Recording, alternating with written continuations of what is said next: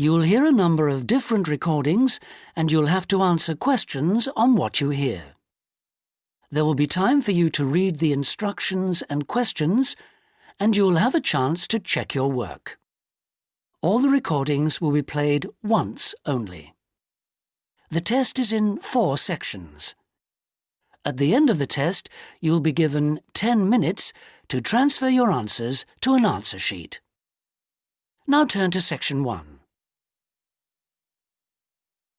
Section 1. You'll hear a young student asking the social organizer of his school for information about organised trips. First, you have some time to look at questions 1 to 4.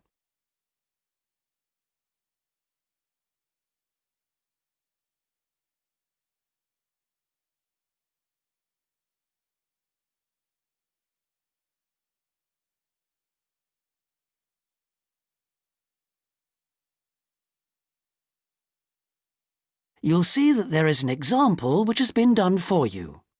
On this occasion only, the conversation relating to this will be played first. Good morning. Good morning. How can I help you? I understand that the school organizes trips to different... Yes, we run 5 every month. 3 during weekends and 2 Wednesday afternoon trips. There are 5 trips every month, so 5 has been written in the notes. Now we shall begin. You should answer the questions as you listen because you will not hear the recording a second time. Listen carefully and answer questions 1 to 4. Good morning. Good morning. How can I help you? I understand that the school organizes trips to different... Yes, we run 5 every month. 3 during weekends and 2 Wednesday afternoon trips. What sort of places? Well, obviously it varies, but always places of historical interest, and also which offer a variety of shopping because our students always ask about that. And then we go for ones where we know there are guided tours because this gives a good focus for the visit. Do you travel far? Well, we're lucky here, obviously, because we're able to say that all our visits are less than 3 hours' drive. How much do they cost? Again, it varies. Between £5 and £15 a head, depending on distance. Uh-huh. Oh, and we do offer to arrange special trips if, there are more than 12 people. Oh, right. I'll keep that in mind. And what are the times normally? We try to keep it pretty fixed so that students get to know the pattern. We leave at 8:30 a.m. and return at 6 p.m. We figure it's best to keep the day fairly short. Oh, yes. And how do we reserve a place? You sign your name on the notice board. Do you know where it is? Uh-huh. I saw it this morning. And we do ask that you sign up 3 days in advance, so we know we've got enough people interested to run it, and we can cancel if necessary, with full refund, of course. That's fine, thanks. Before you hear the rest of the conversation, you have some time to look at questions 5 to 10.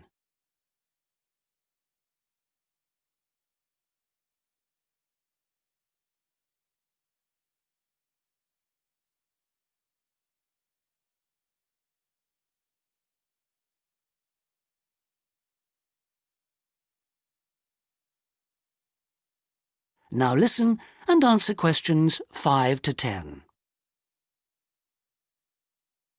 And what visits are planned for this term? Right, well, I'm afraid the schedule hasn't been printed out yet, but we have confirmed the dates and planned the optional extra visits, which you can also book in advance if you want to. Oh, that's all right. If you can just give some idea of the weekend ones so I can, work out when to see friends, etc. Oh, sure. Well, the first one is St Ives. That's on the 13th of February, and we'll have only 16 places available because we're going by minibus. And that's a day in town with the optional extra of visiting the Hepworth Museum. All right, yeah, that sounds good.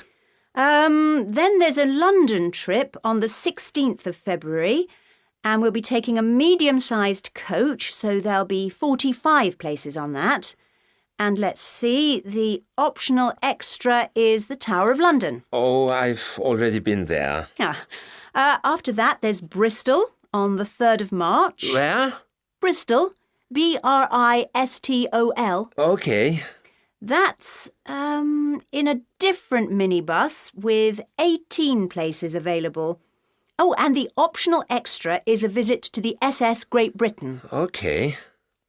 We're going to Salisbury on the 18th of March, and that's always a popular one because the optional extra is Stonehenge. So we're taking the large coach with 50 seats. Oh, good.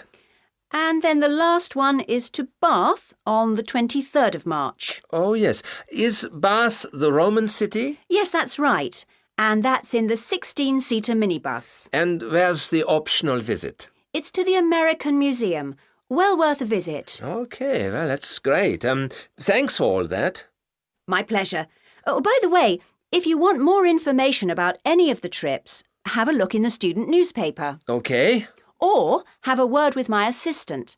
Her name is Jane Yentob. That's Yentob. Right, I've got that. Thank you very much for all your help. You're very welcome. I hope you enjoy the trips. That is the end of section 1. You now have half a minute to check your answers.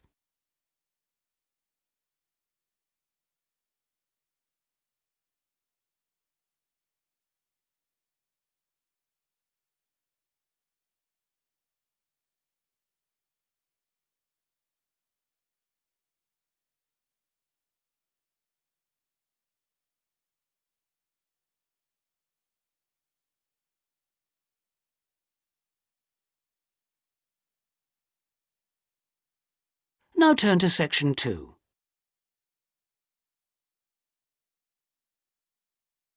Section 2. You'll hear a tour guide giving a talk about a museum centre called Riverside Industrial Village. First, you have some time to look at questions 11 to 13.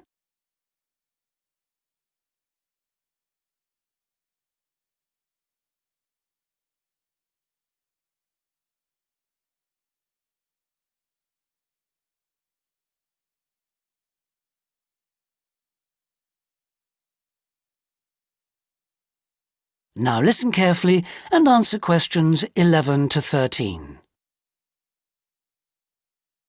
Good afternoon, everybody, and welcome to Riverside Industrial Village. To start your visit, I'm just going to give you a brief account of the history of the museum before letting you roam about on your own. I won't keep you long, OK? Now, from where we're standing, you've got a good view of the river over there. And it was because of this fast-flowing water that this site was a natural place for manufacturing works. The water and the availability of raw materials in the area like minerals and iron ore, and also the abundance of local fuels like coal and firewood, all made this site suitable for industry from a very early time. Water was the main source of power for the early industries, and some of the water wheels were first established in the 12th century, would you believe? At that time, local craftsmen first built an iron forge just behind the village here on the bend in the river. By the 17th and 18th centuries, the region's rivers supported more than 160 water mills, and many of these continued to operate well into the 19th century. But then the steam engine was invented. And then the railways came, and the centres of industry were able to move away from the rivers and the countryside and into the towns. So industrial villages like this one became very rare. So, that's the history for you. If you'd like any more information, you can ask me some questions, or you can read further in our excellent guidebook. Before you hear the rest of the talk, you have some time to look at questions 14 to 20.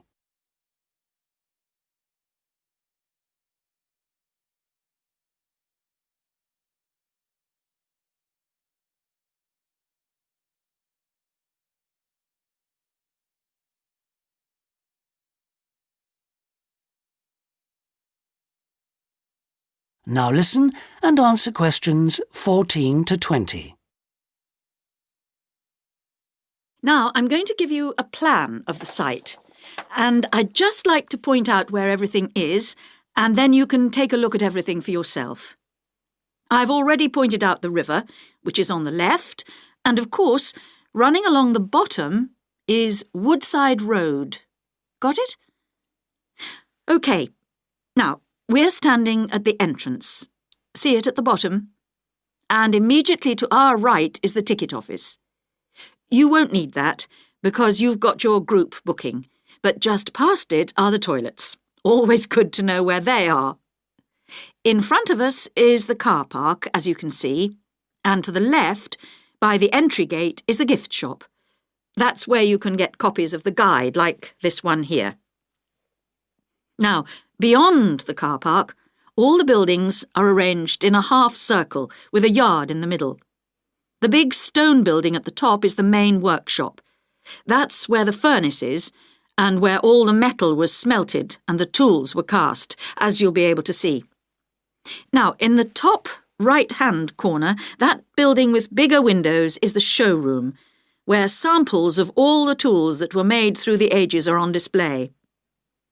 In the top left corner is the grinding shop, where the tools were sharpened and finished. And on one side of that, you can see the engine room, and on the other is the cafe, which isn't an antique, you'll be pleased to know, though they do serve very nice old-fashioned teas. The row of buildings you can see on the left are the cottages. These were built for the workers towards the end of the 18th century, and they're still furnished from that period, so you can get a good idea of ordinary people's living conditions. Across the yard from them, you can see the stables, where the horses were kept for transporting the products.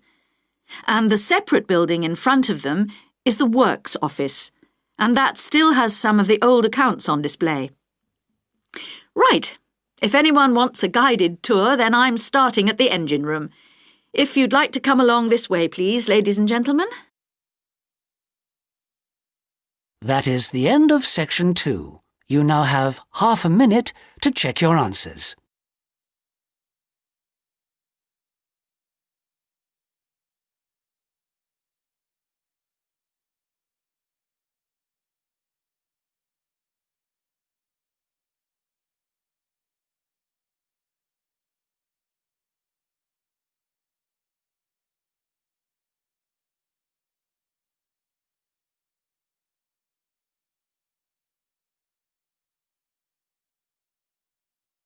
Now turn to section 3. Section 3. You'll hear Melanie, a student, talking to one of her lecturers about her studies. First, you have some time to look at questions 21 to 27.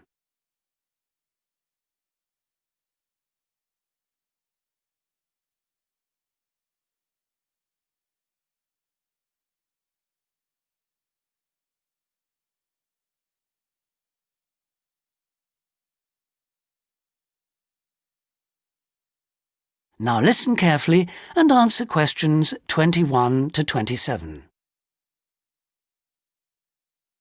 Excuse me, Dr. Johnson. May I speak to you for a minute? Sure, come in. I'm Melanie Griffin. I'm taking your course in population studies. Right. Well, Melanie, how can I help you? I'm having a bit of trouble with a second assignment, and it's due in 12 days. What sort of trouble are you having? Is the assignment question a problem? Well, that's part of the problem. I've been having trouble getting hold of the books. I've been to the library several times and all the books are out. Sounds like you should have started borrowing books a bit earlier. Well, I had a really big assignment due in for another course, and I've been spending all my time on that, and I thought... You might get an extension of time to finish your assignment for me? If that's possible, but I don't know if... Well, yes, it is possible, but extensions are normally given only for medical or compassionate reasons. Otherwise, it's really a question of organizing your study. And we don't like giving extensions to students who simply didn't plan their work properly. What did you get for your first assignment?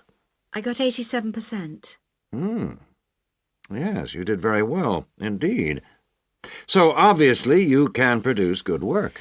I don't think I'll need too much extra time, as long as I can get hold of some of the important references.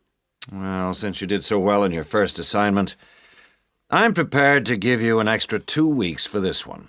So that'll mean you'll need to submit it about a month from now. Oh, thank you. Now, what about the reading materials? Have you checked out the journal articles in the list? No, not yet. There were about 20 of them, and I wasn't sure which ones would be most useful or important. Well, they're all useful. But I don't expect anyone to read them all because a number of them deal with the same issues. Let me give you some suggestions. The article by Anderson and Hawker is really worth reading. Right, I'll read that one. You should also read the article by Jackson, but just look at the part on the research methodology, how they did it. Okay, Jackson. Got that. And if you have time, the one by Roberts says very relevant things, although it's not essential. So, okay, if it's useful, I'll try and read that one. Now, the one by Morris, I wouldn't bother with that at this stage if I were you. Okay, I won't bother with Morris. Oh, now, someone told me the article by Cooper is important. Well, yes, in a way. But just look at the last part, where he discusses the research results. And lastly, there's Forster. I can't think why I included that one. It's not bad, and could be of some help, but not that much. Before you hear the rest of the conversation, you have some time to look at questions 28 to 30.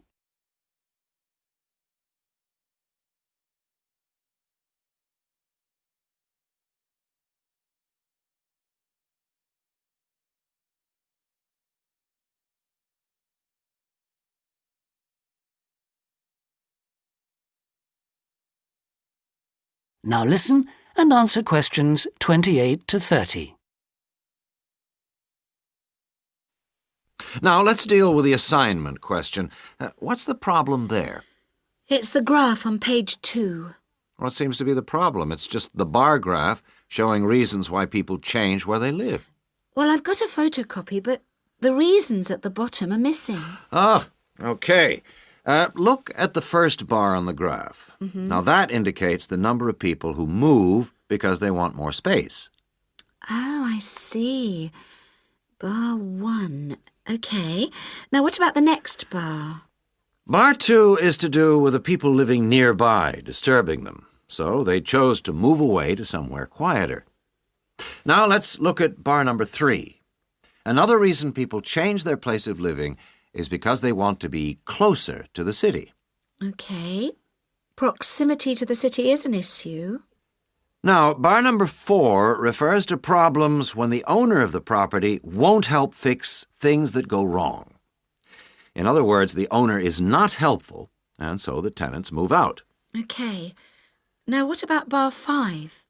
Bar 5 is about those people who move because they need a bus or train to get them into the city or to go to work. Okay. And bar 6? Bar number 6 is interesting. That reason was given quite a lot. People moving because they wanted to be in a more attractive neighborhood. Oh, yes. Thank you very much.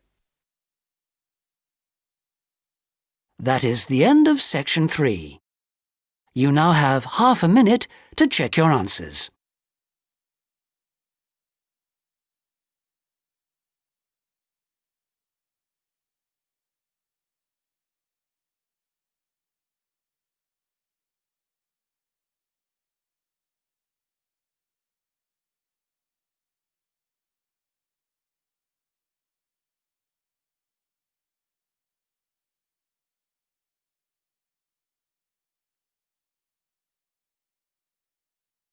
Now turn to section 4.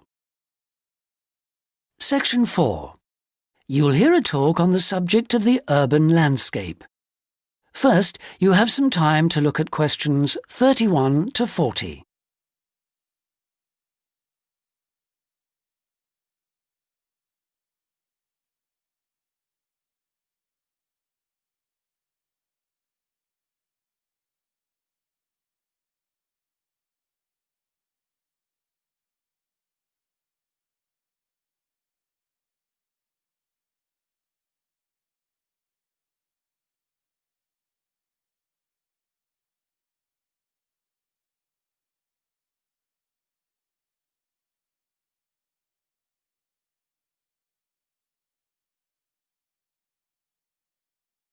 Now listen carefully and answer questions 31 to 40. Good day, ladies and gentlemen. I have been asked today to talk to you about the urban landscape. There are two major areas that I will focus on in my talk: how vegetation can have a significant effect on urban climate, and how we can better plan our cities using trees to provide a more comfortable environment for us to live in. Trees can have a significant impact on our cities.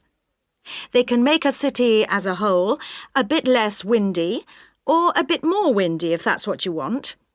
They can make it a bit cooler if it's a hot summer day in an Australian city, or they can make it a bit more humid if it's a dry inland city.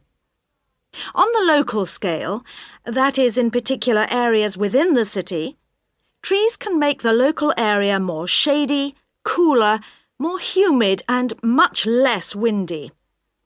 In fact, trees, and planting of various kinds, can be used to make city streets actually less dangerous in particular areas. How do trees do all that, you ask? Well, the main difference between a tree and a building is a tree has got an internal mechanism to keep the temperature regulated. It evaporates water through its leaves, and that means that the temperature of the leaves is never very far from our own body temperature. The temperature of a building surface on a hot sunny day can easily be 20 degrees more than our temperature.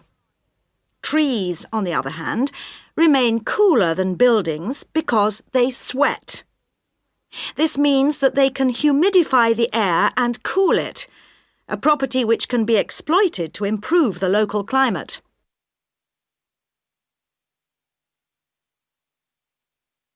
Trees can also help break the force of winds. The reason that high buildings make it windier at ground level is that as the wind goes higher and higher, it goes faster and faster. When the wind hits the building, it has to go somewhere. Some of it goes over the top, and some goes around the sides of the building, forcing those high-level winds down to ground level. That doesn't happen when you have trees. Trees filter the wind and considerably reduce it, preventing those very large, strong gusts that you so often find around tall buildings. Another problem in built-up areas is that traffic noise is intensified by tall buildings. By planting a belt of trees at the side of the road, you can make things a little quieter, but much of the vehicle noise still goes through the trees. Trees can also help reduce the amount of noise in the surroundings, although the effect is not as large as people like to think. Low-frequency noise in particular just goes through the trees as though they aren't there. Although trees can significantly improve the local climate, they do, however, take up a lot of space. There are root systems to consider, and branches blocking windows and so on. It may therefore be difficult to fit trees into the local landscape. There is not a great deal you can do if you have what we call a street canyon, a whole set of high-rises enclosed in a narrow street. Trees need water to grow. They also need some sunlight to grow, and you need room to put them. If you have the chance of knocking buildings down and replacing them, then suddenly you can start looking at different ways to design the streets and to introduce tree planting. That is the end of section 4. You now have half a minute to check your answers.